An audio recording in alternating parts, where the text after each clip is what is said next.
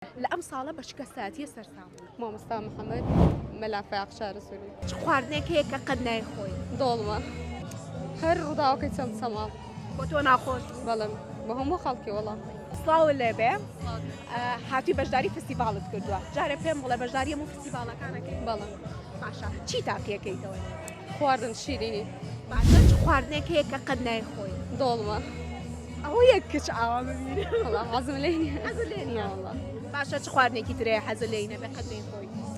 خواردنە دەریاییەکەم سەر و پێ خۆی نەوەڵ ئەوەش ناخۆی ناوەڵ باشە چ خواردنێکت حەز لێ و بەدەستی کێ ئەو خواردنت حەز لێ بریانی بەدەستی داکەم بەدەستی داکرد بەڵێ باشە